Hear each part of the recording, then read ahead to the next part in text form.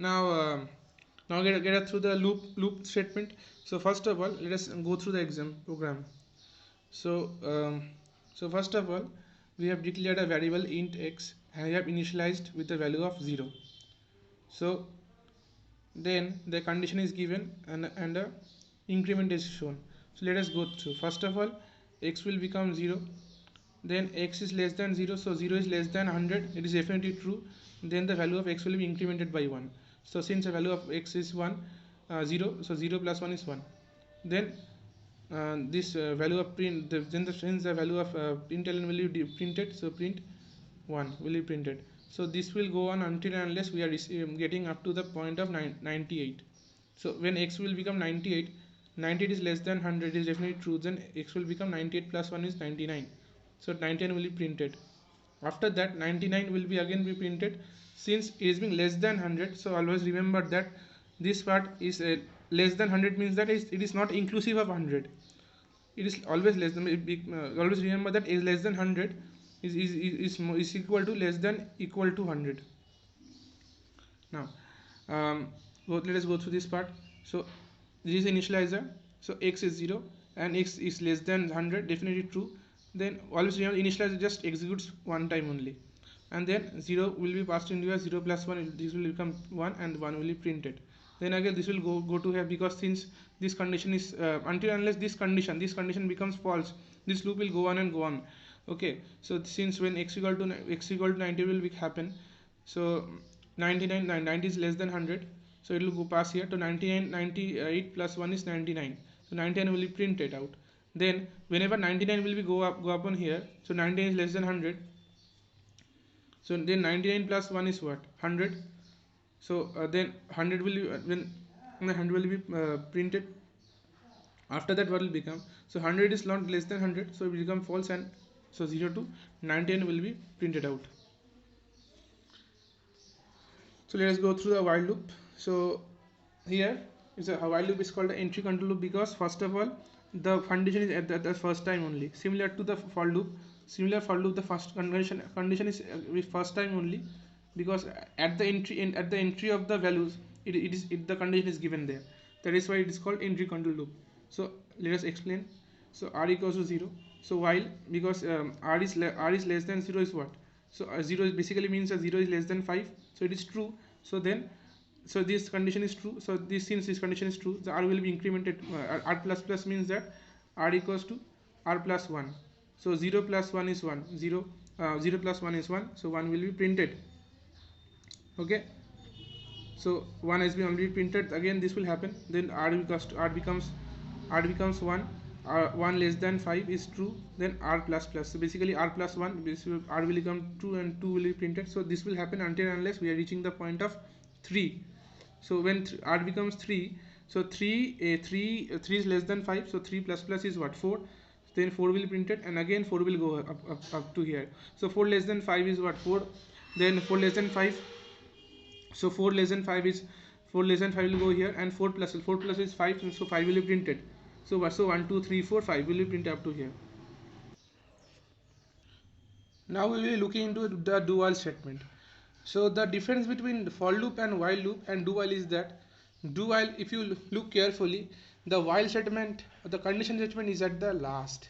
So basically even if the condition is false, the loop will execute at least once. Okay, so here let us check. Int is the initializer, then do, then the number is being incremented by 1, so r becomes 1 and 1 will be printed, and 1 less than 5. So 1 less than 5 is definitely true. Then again then again do, then r plus plus, so if previously r was 1, so r will become 2, so 2 will be printed now. R 2 is less than 5, so again do, inside do will be given into, then 2 plus is 3, so 3 will be printed. 3 less than 5 is true. Then again it will go into r plus plus, 3 becomes 4, 4 will be printed, and 4 less than 5. Then again 4 plus plus, so 5 will be printed, and 5 less than 5 is basically false. So you can see that even if the condition is becomes false, at the end still the condition becomes executed. Now break statement and continue statement, these two are very important statements.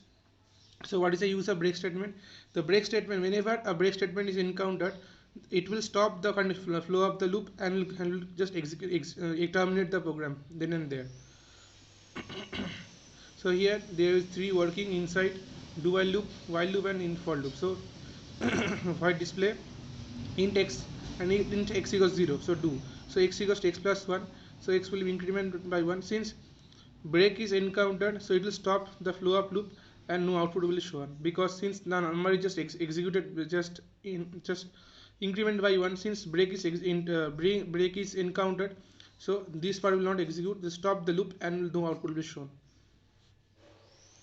If you see here int x equals x equals 0, so x 0 less than 100, so it is true, so x equals to x plus 1, so then x equals to x plus 1, since then 1 x will become 1, 0 plus 1 is 1, then x is less than 150, so until and unless x is less than 50, it will go on and go on. Whenever x will become 50, this condition will become true, okay, then a break state will encounter and will become false. So 1 2 3 up to 50 will be printed. Now continuous statement. The difference between break and continuous statement is a break, it terminates then and there, but continuous statement doesn't terminate, but it skips the rest of the part and again goes back to the loop and can go on and do the same thing. So basically what we were seeing that int x equals 0, do, and x equals x plus 1, so it is 1. Now 1 divided by 2 is not 0, so continuous statement will not be executed and system not print 1 will be shown. 1 less than 100 is true, so 1 will be printed. Then again it will go back to the do. 1 will become x will become 1 plus 1, so 2, so 2 divided by 2 is remainder is 0, so continue will be executed and this thing will not be executed up to here. This thing will not be executed and it will directly go to the loop statement. So you can definitely see that the 2 is being skipped out, so that is why odd even part is being shown. Now factorial of a number. So factorial is what? Factorial is, so suppose 5 factorial. So 5 into 4 into 3 into 2 into 1. It is factorial. So 120. So 6 factorial is 6 into 5 into 3 into 2 into 1. It is 720. So here factorial of a number is shown. So here the up to what number you want to which factorial you want to show, here the number will be taken. Suppose 5. So int 5, if fact equals to 1, I equals to number, so I equals to 5. Then I is greater than 1, yes 5 is greater than 1, so 5 minus minus, so it will become, so 5 multiplied, since it will go here, 5 multiplied by 1 is what, fact is 1, 1 multiplied by 5 is 5, then again it will go back to the for loop statement, and I will be decremented by 1, so I will become 4, so 4 is less than, or 4 is greater than 1, so definitely greater than 1, so now fact is what, previously 5 into 1 into 5 is 5, so fact holds a value of 5, 5 multiplied by 4 is 20. Now since 4 is shown up, so again it will go back to the decrementer part, 4 will become 3, and 3 is less than 3 is greater than 1, so 20 multiplied by 3 is 60, so until unless we will go on, so until 1 is encountered. So see, 120 into 1 is factorial of a number. So this ends part, this ends our part. Up to here the chapter will be, questions will be asked.